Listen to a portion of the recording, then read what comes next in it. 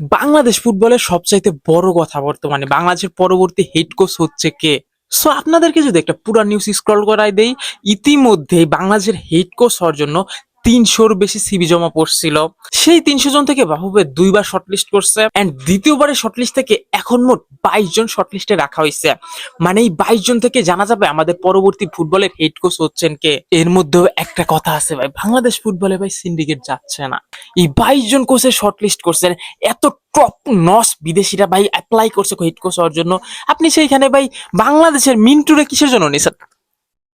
ওর সাথে কোন qualification meet করছে ভাই?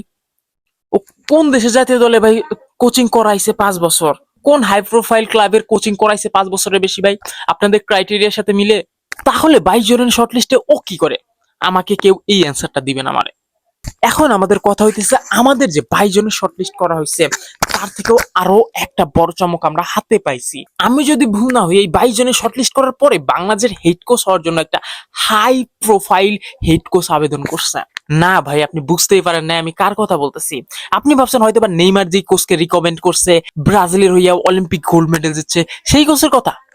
নো, আমি কথা বলতেছি ক্রিস কোলম্যানের কথা ভাই। এখন পর্যন্ত বাংলাদেশ হেড কোচ হওয়ার পিছনে যতজন আবেদন করছে সবচাইতে হাই প্রোফাইল কোচ তিনি।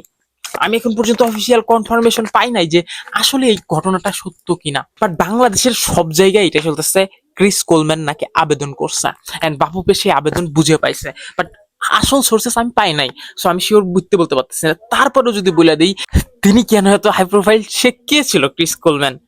ক্রিস কোলম্যান ভাই ৫ বছর ওয়েলস ফুটবল টিমের কোচ, হেড কোচ ছিলেন। ইংল্যান্ডের পাশের দেশ ওয়েলস, যারা কিনা নিয়মিত ইউরো খেলে। আর এই কোচের ওয়েলসের প্রতি যদি আবেদন বলেন ভাই, এই কোচ ওয়েলসকে নিয়ে সেমিফাইনাল পর্যন্ত খেলছে ভাই, ইউরোর সেমিফাইনাল। তাহলে বুঝেন কি ধরনের কোচ এটা।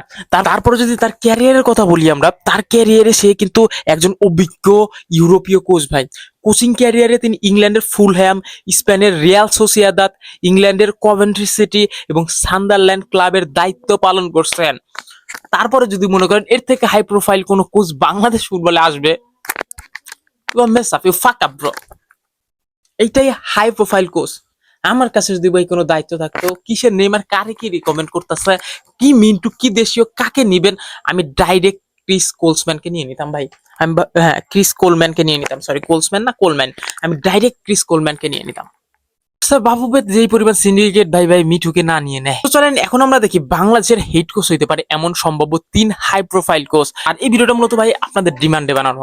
আমার ভাই অনার্স ফাইনাল ইয়ারের এক্সাম চলতেছে, আগামীকালকে ছুটি, দ্যাটস ওয়াই আজকে রাতে ভিডিও শুট করতেছি আর আপলোড করতেছি। সো দোয়া করেন আমার জন্য, আমার এক্সামটা যেন ভালো যায়, ইনশাআল্লাহ ভালোভাবে যেন পাস করতে পারি। সো আপনাদের ডিমান্ডেবল যে বাংলাদেশের হেড কোচ কি হবে। সো চলেন এখন আমরা দেখি আমাদের কাছে কি কি অপশন আছে, কে কে বা কারা সবচেয়ে বেস্ট অপশন হইতে পারে আমাদের জন্য। সো আমার কাছে ৩টা সবচেয়ে ভালো অপশন আছে। কে কে? নেইমার যে কোচকে রিকমেন্ড করছে সেই কোচটা, এই কোচটা ক্রিস কোলম্যান। আর একটা হচ্ছে ভাই Peter stock, Hungarian head coach, সাবেক হাঙ্গেরিয়ান হেড কোচ, যার কিনা under 20 team, Hungarian under 20 team নিয়ে ভাই বিশ্বকাপের আন্ডার 16 খেলার, রাউন্ড অফ 16 খেলার অভিজ্ঞতা আছে। এই ৩ জন। তো তার আগে ছোট্ট একটা নিউজ, গতকালই হেভিয়ার ক্যাবরেরা বাহিনীদের অফিসিয়ালি কন্ট্যাক্ট বাফুফের সাথে খতম হয়ে গেছে। সো ফাক আপ, গোবা টাটা বাবাই হেভিয়ার ক্যাবরেরা। সো এখন নতুন কোচের জন্য আগেই বলছিলাম ভাই ২২ জনের একটা শর্টলিস্ট করছে বাফুফে। সেইখানে যদি আমরা বলি ব্রাজিলিয়ান অলিম্পিক দলের সাবেক হেড কোচ রোজারিও মিকেলে, যে কিনা নেইমার নিজে রিকমেন্ড করছে এই কোচ বাংলাদেশের হেড কোচ হওয়ার জন্য। সো অলিম্পিক জিতছে ভাই, গোল্ড মেডেল ব্রাজিলের।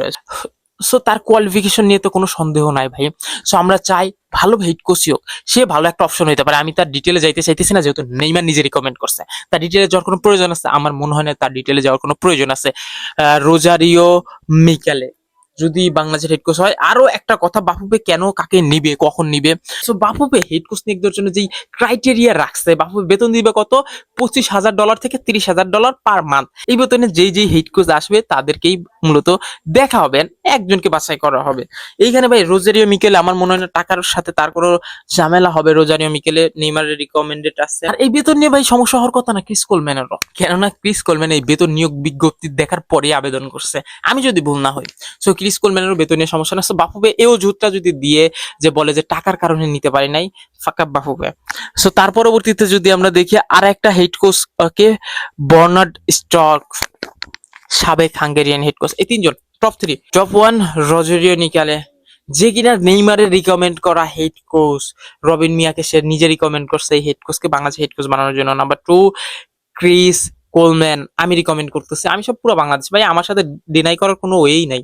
এত হাই প্রোফাইল কোচ বাংলাদেশের ইতিহাসে জীবনে আসবে না আপাতত যে অবস্থানে বাংলাদেশ আছে। একমাত্র হামজার জন্য এই হেড কোচ আবেদন করছে। নাম্বার 3 যদি একেবারেই বেতন না দিতে পারে, বার্নার্ড স্টক হইতে পারে অপশন। বার্নার্ড স্টক কে কি করছে, হাঙ্গেরিয়ান ন্যাশনাল টিমের দায়িত্ব পালন করছে সে।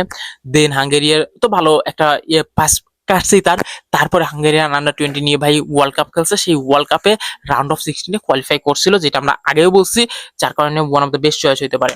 সো এখন যদি আমরা বলি বাফুফের শর্ট লিস্টের যে 22 জন করছে, 22 জন লিস্টে ভাই জুলফিকার মাহমুদ মিন্টুর নাম আছে ভাই। আমি ফাঁকা ভাই, আমি ফাঁকা। একে একে একে কেন নিছে? মিঠো মিঠো গুলাই ফেলতেছে। একে কেন নিছে? একে কেন কোন যুক্তিতে নিছে? সো আমি যদি বলি, অনেকে বলতেছে বাফুফে কর্মকর্তা মানে হাই প্রোফাইল একটা বিদেশি কোচের সাথে একটা দেশীয় কোচ থাকা উচিত। সো দেশীয় কোচ যদি থাকে তাহলে আপনি সহকারী হেড কোচ হিসাবে নেবেন। সো সহকারী হেড কোচের নিয়োগ তো আপনি দেন নাই, দিছেন সহকারী হেড কোচের নিয়োগ দিছেন, তাহলে কেন মিঠু থাকবে ভাই? মিঠো না মিন্টো নাম, তাহলে কেন জুলফিকার মিন্টু থাকবে ভাই? এই কোশ্চেনের অ্যান্সারটা দিবি কে? অ্যান্সার আছে? আই ডোন্ট থিঙ্ক আছে।